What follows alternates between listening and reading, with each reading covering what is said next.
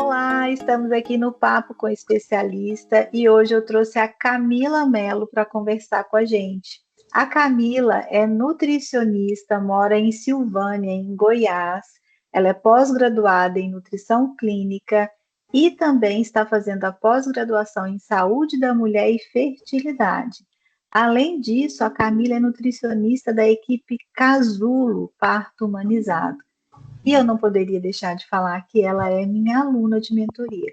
Eu adoro mentorar a Camila, ela é uma nutricionista fantástica, super competente e me enche de orgulho. E é por isso que ela está aqui, porque ela é uma especialista. E a gente vai bater um papo hoje sobre ácido fólico na gestação. Seja muito bem-vinda, Camila! Oh, muito obrigada, Claudinha, pelo convite. Eu estou muito feliz. Obrigada pelos elogios, né? E é bom demais participar aqui com você desse tema que eu amei. O ácido fólico, ele é muito mais do que uma simples suplementação do primeiro trimestre, né?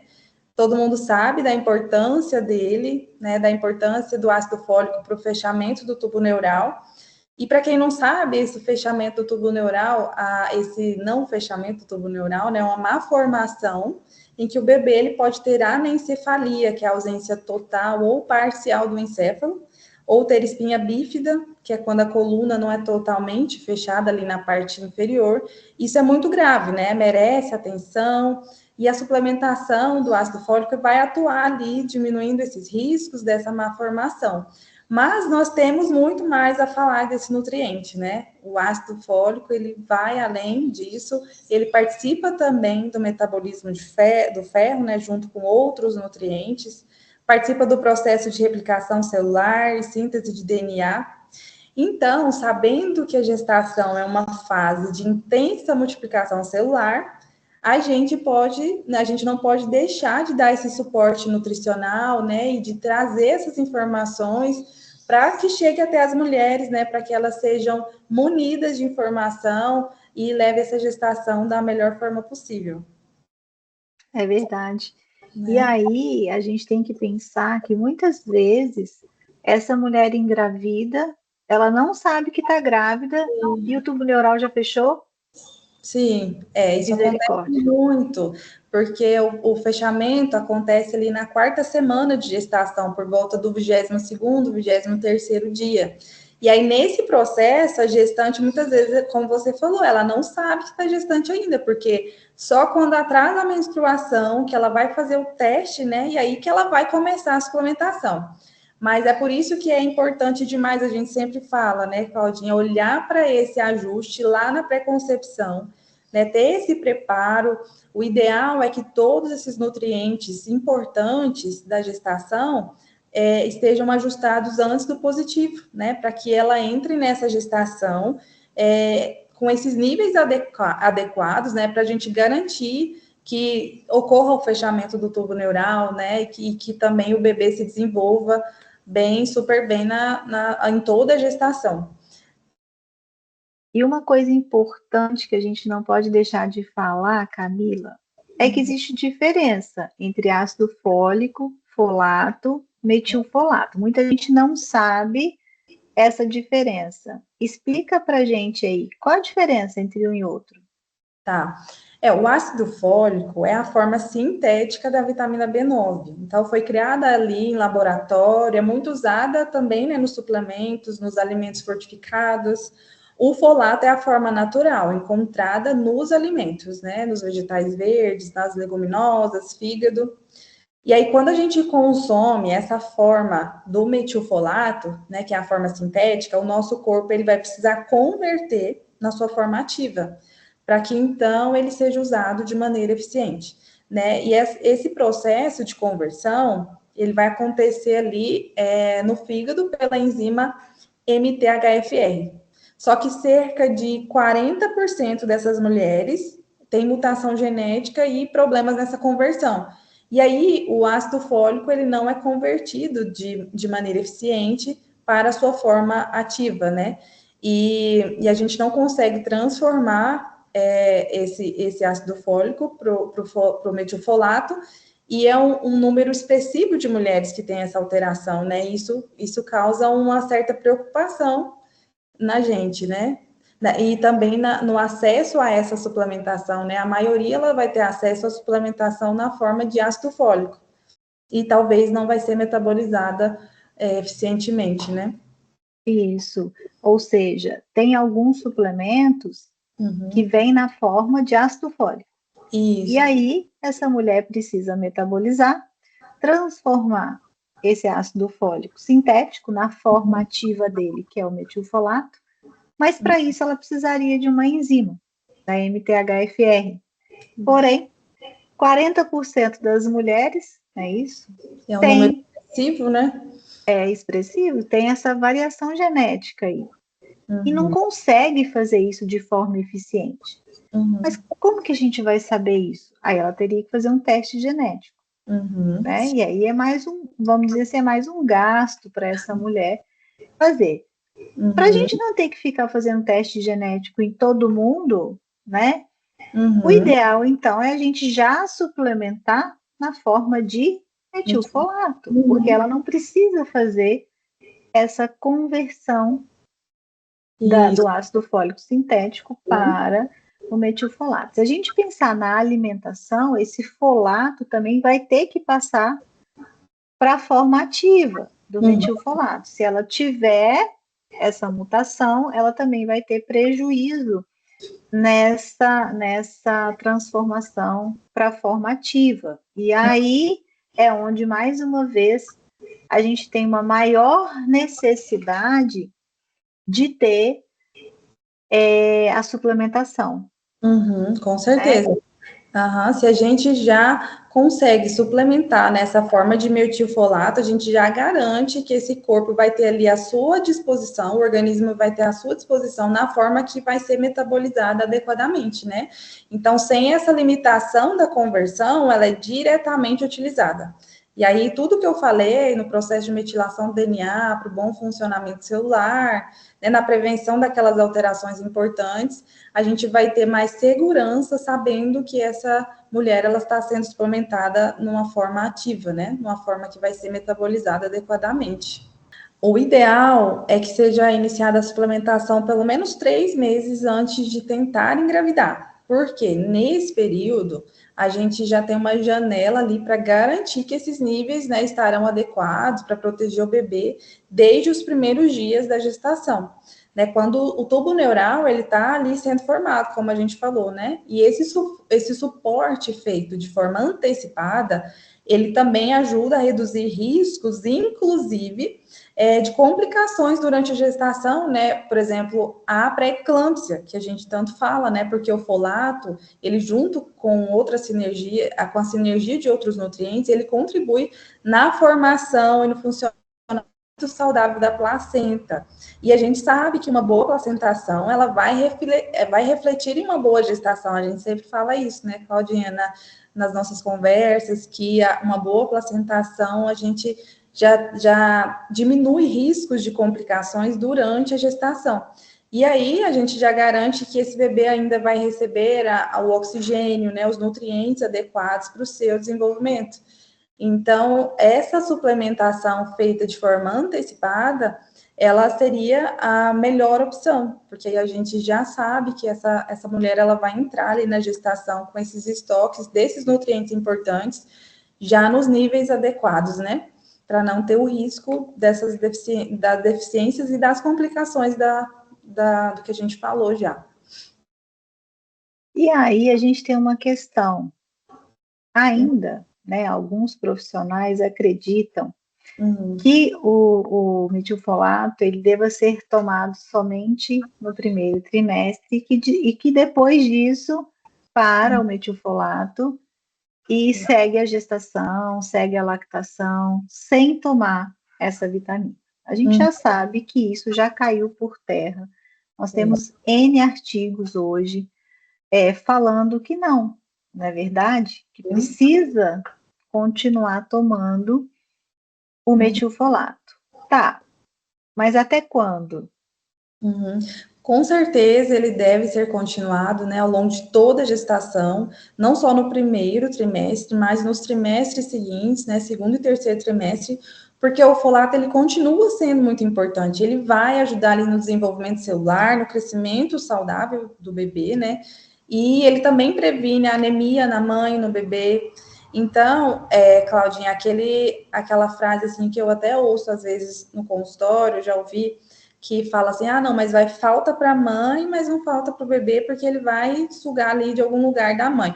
Mas eu discordo, porque se falta para a mãe, vai faltar sim para o bebê. E a gente tem que pensar nisso, né? O folato ele é essencial para esses processos importantes que a gente já falou aqui, de metilação do DNA, um processo que regula a expressão genética, e a metilação correta ela é fundamental para o crescimento e desenvolvimento celular adequado, previne as mutações genéticas, né? Doenças cardíacas estão associadas, o sistema nervoso está associado e deve ser mantido por toda a gestação, não só nos 3 primeiros meses, né? E aí a dose ela vai sendo ajustada. Inclusive, é importante também a gente manter esse metilfolato no pós-parto, né? A gente manter, porque depois do parto, o corpo da mulher ele passa por aquele período de recuperação, então o folato ele vai ajudar a regenerar as células, vai ajudar na produção dos glóbulos vermelhos e ajuda na recuperação dessa mãe, né? Melhora a fadiga, você já viu aqui no pós-parto quantas queixas a gente ouve de fadiga, de cansaço.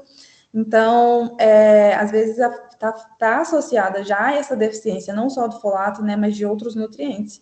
Inclusive, está muito associado também na prevenção de depressão pós-parto. E aí eu vejo na prática que as mulheres que são assistidas corretamente na pré-concepção, em toda a gestação, elas vão chegar com mais tranquilidade, com mais facilidade na manutenção desses nutrientes, né? E aí continua no aleitamento materno, o folato é extremamente importante porque ele é transferido no leite materno.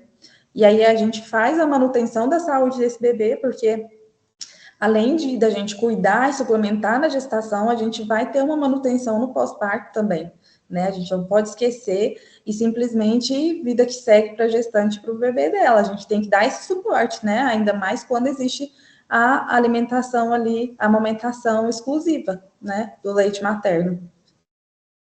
Verdade. A ideia é, nasceu, acabou.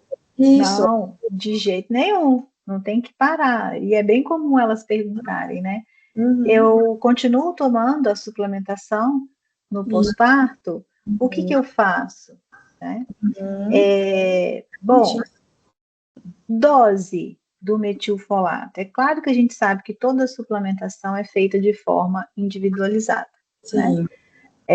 Apesar de ter uma dose que é recomendada, ainda assim, de forma individualizada, a gente pode até trabalhar isso, né? Mas qual que seria essa dose ideal recomendada? Uhum. Então, como você falou, a dosagem ela vai de acordo com a fase da gestação, as necessidades individuais mesmo dessa mulher, né? Mas a dose que geralmente, né, ela pode variar ali, geralmente varia entre 400 a 600 microgramas por dia. Mas algumas mulheres com histórico de defeito no tubo neural na família, ou com mutação, como a gente falou do gene, né, MTHFR, que a gente já comentou sobre ele, também poderia necessitar de uma dose maior, mulheres com obesidade, gestação gemelar, epilepsia. Então, a gente vai ajustar essa dosagem de acordo também com o histórico e com as individualidades dessa mulher. E aí a gente tem um exame, né, que a gente pode avaliar o ácido fólico ali dentro da célula, que é o exame de ácido fólico eritrocitário. E essa avaliação, ela permite que a gente ajuste essa dose também conforme esse armazenamento ali dentro da célula, né? Esse monitoramento e essa individualidade é fundamental. Aí, outros exames específicos também vão direcionar nessa dosagem, né, para que ela seja feita de forma mais assertiva. Tudo tem que ser muito bem individualizado, né? E é importante a gente também falar, você já até comentou que a deficiência de folato é muito ruim, mas o excesso também ele pode ser prejudicial. Inclusive, assim, riscos de desenvolvimento no desenvolvimento neurológico. Então, a gente não é simplesmente suplementar e pronto, e não assistir essa mulher, né? A gente tem que estar de olho no consumo, né, no consumo na alimentação, nesses exames específicos, na dose que pode ser ajustada, na manutenção e na fase gestacional ou do pós-parto que ela tiver. Além de dosar o ácido fólico, né, principalmente nas hemácias, um outro exame que é bem pouco solicitado por alguns profissionais, mas que nós estamos sempre solicitando é a homocisteína. Né? Então, quando a gente tem uma homocisteína mais alta, ela pode estar relacionada a uma deficiência de B12, a uma deficiência de B9, né, que é o folato. Então, a gente precisa ter muita atenção. O ácido fólico, quando a gente pede o ácido fólico no exame, e ele vem como ácido fólico sérico, e às vezes ele dá um valor que, né, muitas vezes as pessoas olham e falam, não, tá normal. Nem sempre. A gente tem que olhar um exame associado ao outro. Isso. Então, quando a gente olha para esse exame e vê que ele está normal, mas como é normal, entre aspas, né, dentro da referência ali, mas como é que está a B12? Muitas vezes ela está com uma deficiência de B12, a B12 dela está, ou insuficiência, né, a B12 está um pouco mais baixa, a tendência é que esse ácido fólico sérico, ele aumente. Por quê? Porque quem segura o ácido fólico lá dentro da célula é a B12. Então, quando a B12 está baixa, o ácido fólico sai, então ele aumenta nessa circulação. É por isso que olhar o ácido fólico nas hemácias é sempre a melhor opção. Se não conseguir fazer isso, porque é um exame um pouco mais caro, às vezes o plano de saúde não cobre, a gente tem que ter atenção para avaliar os dois juntos, B12, ácido fólico sérico, tá? E aí, quando a gente tem essa queda dos dois, isso pode refletir aonde? Na homocisteína, então ela acaba aumentando, né? Quando a gente tem a insuficiência ou a deficiência de uma dessas duas vitaminas ou de outras também, colina, betaína, B2, enfim, B6. E a gente precisa avaliar de uma forma realmente individualizada. E lembrando que a gente comentou aqui sobre a suplementação do metilfolato, da B9, mas a gente não pode esquecer que a gente não suplementa essa vitamina sozinha. Sim. A gente tem que suplementar as outras juntas, né? Só abrir o parêntese aqui, porque senão fica parecendo, eu tenho que tomar metilfolato. Não, você tem que tomar o complexo B, onde o metilfolato está dentro desse complexo de vitaminas. Com certeza, é uma sinergia, né? Da mesma forma que suplementar isoladamente B12, né? Ou suplementar isoladamente o metilfolato não seria a melhor opção, porque o complexo B e outros nutrientes, eles vão andar juntos, né? É uma sinergia que acontece entre eles. É verdade. Né? Bom, e só a alimentação não supre essa demanda toda na gestação, né? O folato, apesar de estar presente, né, como a gente sabe, nas folhas verdes, no feijão, muitas pessoas elas não vão consumir a quantidade ideal para suprir a demanda desse período. A gente sabe que a demanda de nutrientes nesse período da gestação é maior, né? E além desse fator que a gente tem de uma alimentação inadequada, na maioria das vezes, a gente observa também problemas de absorção, né, que pode estar envolvida, e toda a condição própria, fisiológica, assim, da gestação. Então, a gente precisa, assim, dar esse suporte na suplementação, até por essa demanda mesmo, como eu falei, né, a demanda da gestação, ela vai mudar, né, e aí já pode envolver outras questões e realmente faltar, e não só esse, mas como outros nutrientes importantes. Muito bom, muito bom. Eu acho que falamos, né, o essencial aí para essa vitamina tão maravilhosa, tão necessária, tão fundamental na gestação, na pré-concepção, na gestação, no pós-parto, e não só para quem está nesse período, né, mas também para quem sofre de ansiedade, de depressão. É uma vitamina importante, viu, gente? Então, vamos finalizando, né, o nosso bate-papo por aqui. Camila, depois você volta de novo e eu queria te perguntar, você quer deixar uma mensagem final aí para as pessoas? Olha, eu quero finalizar primeiro te agradecendo, Claudinha. Você é um instrumento de Deus, você me ensina muito sobre muitas coisas. E para todo mundo que está assistindo, eu quero aproveitar e aconselhar o acompanhamento nutricional, né? Ele é essencial mesmo para ajustar a alimentação, a suplementação. No acompanhamento, a gente vai conseguir monitorar esse consumo, né? Avaliar esses exames aqui que a gente falou, e tudo conforme muito essa necessidade individual de cada um. Então, só tenho que agradecer essa oportunidade de poder estar informando, né, de passar, de ter essa troca com você aqui, e eu espero que a gente tenha mais possibilidades, mais tempo e outras oportunidades para estar junto e estar conversando sobre nutrição. Obrigada. Teremos várias oportunidades, eu que te agradeço. Esse é um canal criado justamente para isso, né, para levar o conhecimento de verdade. Já que a gente tem esse conhecimento, a gente precisa passar isso, seja para o outro profissional, seja para o nutricionista, seja para a grávida, para quem está amamentando, para qualquer pessoa. Né? Eu acho que o conhecimento liberta, ele nunca é demais, e a gente está aqui para isso. É verdade.